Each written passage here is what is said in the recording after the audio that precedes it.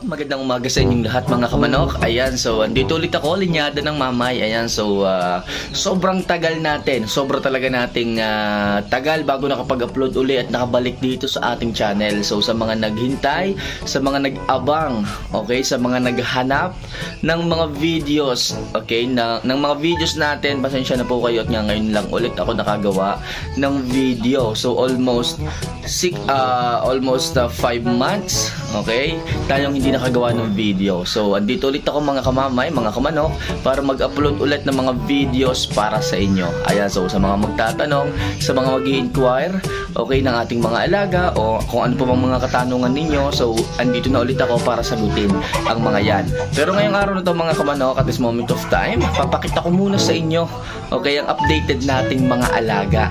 Okay, so sa nawalang 5 months nating hindi pag-upload, so ngayon excited ako na ipakita sa inyo yung updated nating mga alaga ngayon. So ano pang hinihintay natin mga kamanok? Let's go. So mga kamanok, dito meron tayong off-season breeding. Okay? So na-breed natin to mga kamanok. So 12 to. So meron tayong isinangle mating noon na parehas na male sims. So ang inahin nito male sims black at saka yung tatay male sims black din. So nag-single mating ako nung off-season, last breeding natin to. So 13 yung itlog. Lahat may similya, pero 12 lang yung napisa. Okay, so hindi naman natin perfect talaga ang hatchability ng mga sisiw. So ngayon, magwa 1 month na to. Makikita nyo naman healthy naman sila. Pero merong something na may mga magpula ditong ipot. So magbibigay tayo ng antibiotic mamaya. Okay, so gagamit tayo ng Tepox 48 para sa kanila. Alright, so ito yung pinakamaliit sa aking mga alaga ngayon. So almost magwa 1 month sila. Okay, so yan lang muna yung ating ibinibreed. Pero dito ko sila nilagay sa isang kahon. Okay, kasi kukunti naman sila kaya dito muna. Pero pag nag 1 month na talaga sila, lilipat ko na sila sa mas malaking lugar, okay, kaysa dito. Okay, so ngayon puntahan natin mga kamanok yung ating mga nasa bamboo cage at yung ating mga naka-cords. So let's go.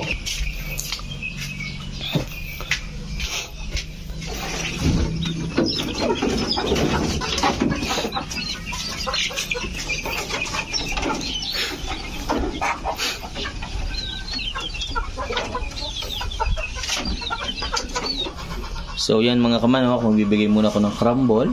Ayan. So ito po yung pagkain nila.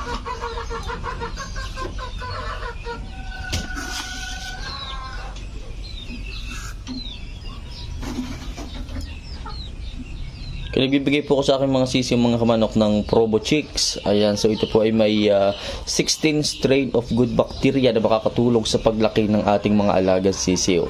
Okay?